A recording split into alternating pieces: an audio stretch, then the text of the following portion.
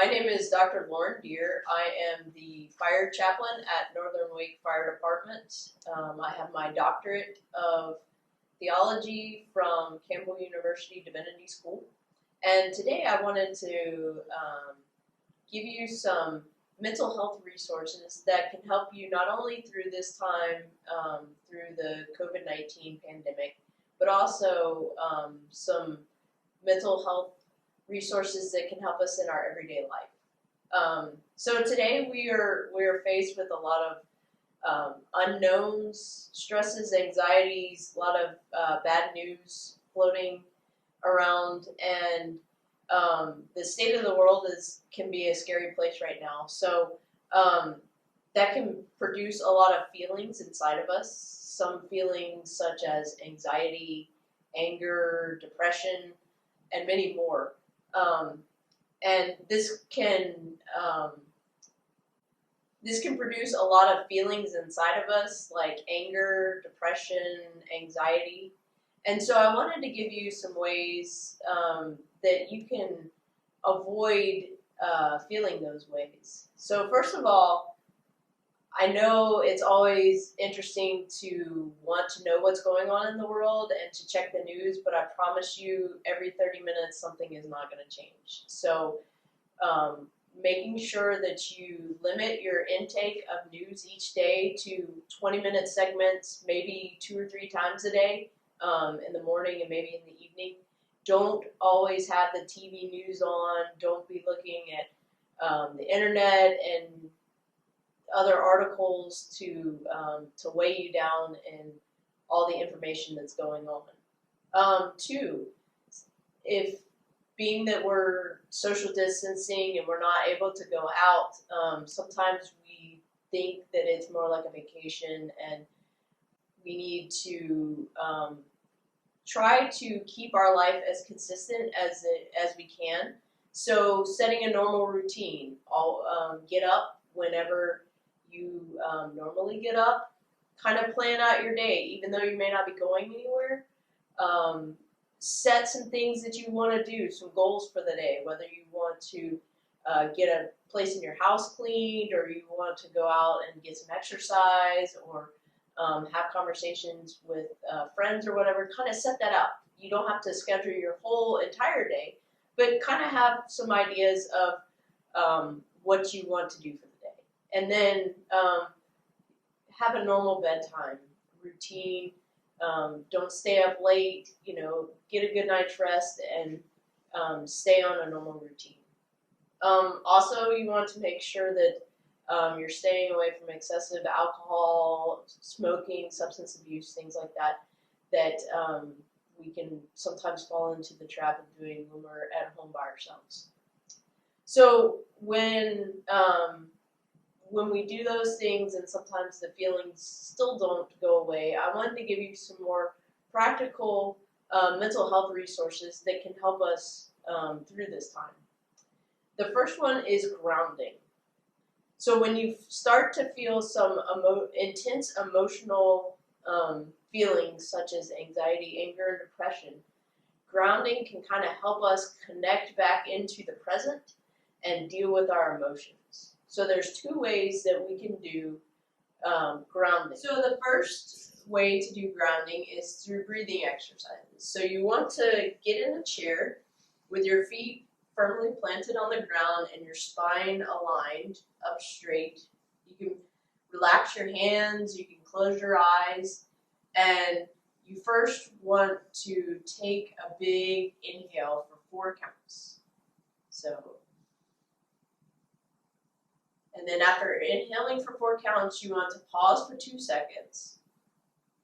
And then you want to exhale for 4 counts. And then you want to pause for 2 seconds.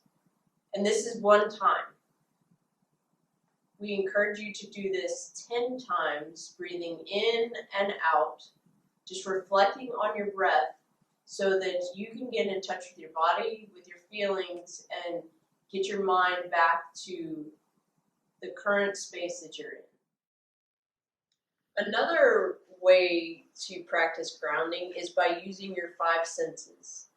You can either focus on one specific sense if you're stronger in that sense, or you can practice all five. And one way to do that is the 5-4-3-2-1 method. So 5, name 5 things that you see anywhere in your space. Next, 4, name 4 things that you hear all around you.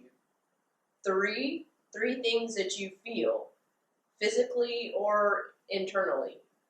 2 things that you smell. And finally, one thing that you taste.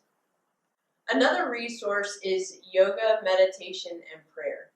There are many examples on YouTube to pull up guided meditation where the narrator will take you to a quiet place and allow you to enjoy some guided meditation.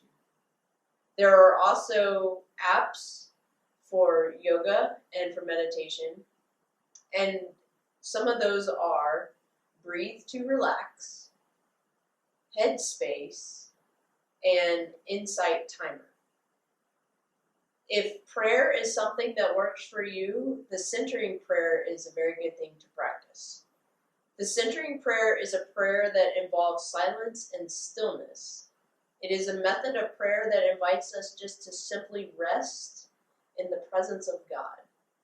And through that stillness and silence, you are encouraged to pick out a sacred word that will bring you back to the present if your mind begins to wander.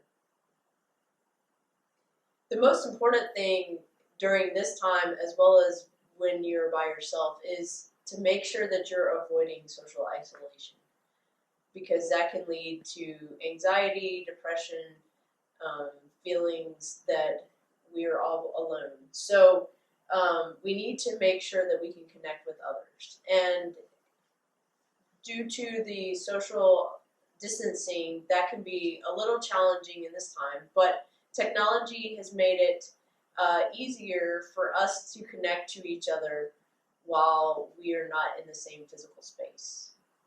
The first is through phone calls. Simply just pick up the phone and call some people to connect to them. We also have social media apps that we can use to connect with others, connect with people we haven't seen in a while. I would suggest, though, to make sure that if you are on social media apps, don't dwell in the news and all the bad things on social media, but use it more as a way to connect with people. There are ways to video conference with friends and family to be able to see each other, see each other's face, be present with each other through video conferencing. That's also a good way. And then another way is the old-fashioned write letters to people. Write that handwritten letter, write that birthday card, something that you can physically mail to a neighbor, a friend, a family member. But also think about those that are in nursing homes who aren't able to have any contact with others. A card might be nice to them.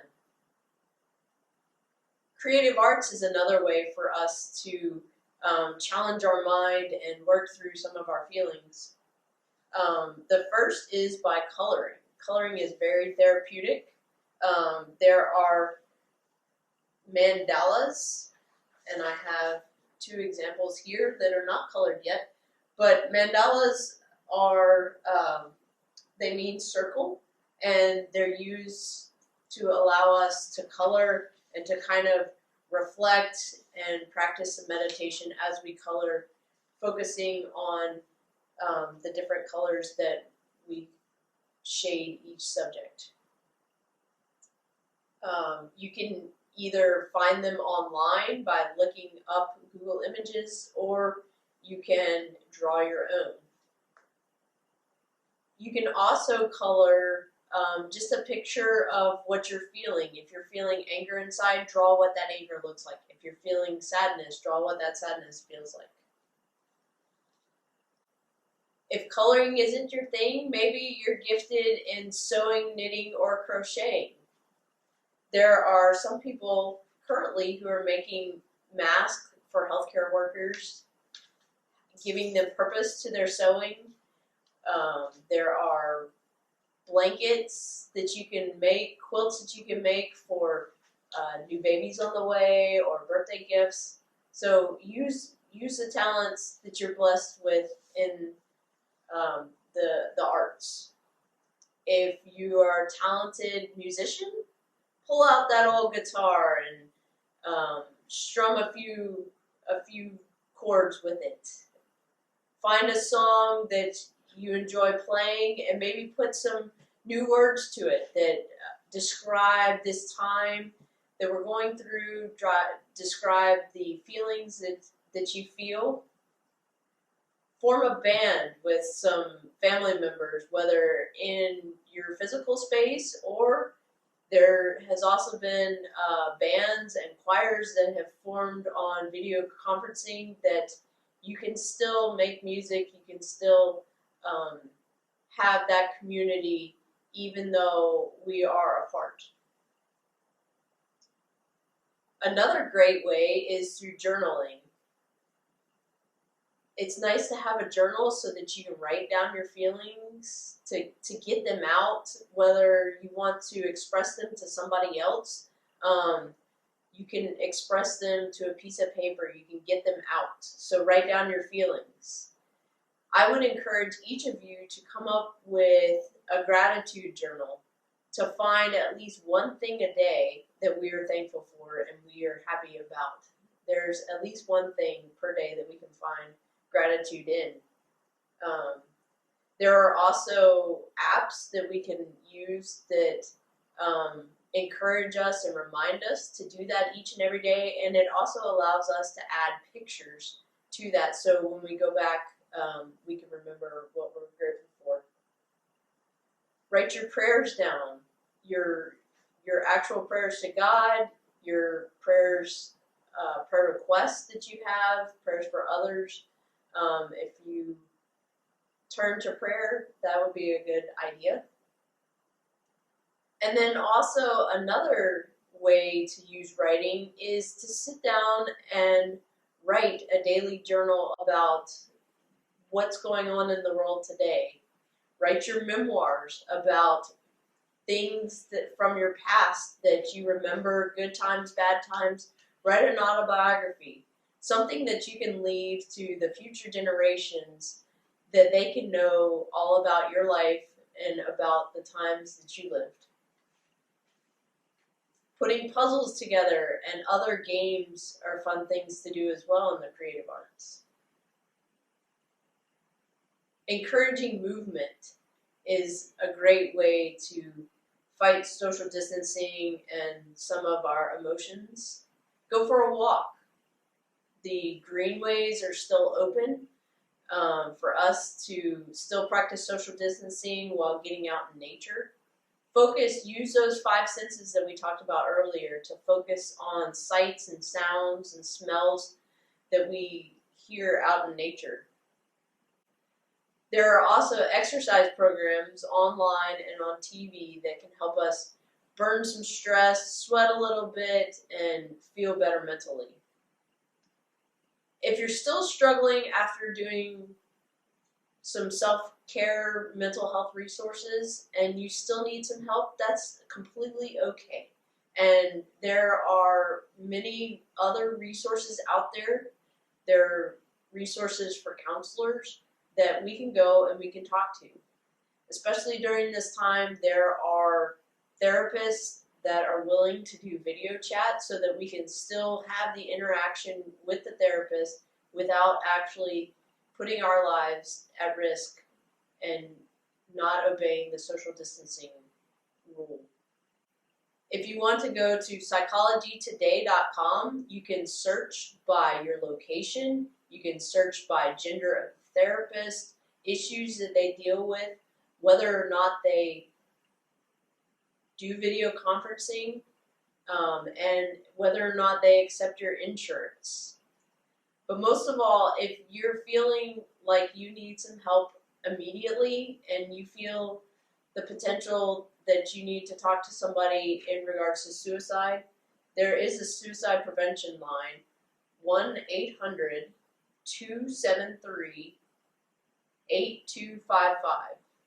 or you can call 911.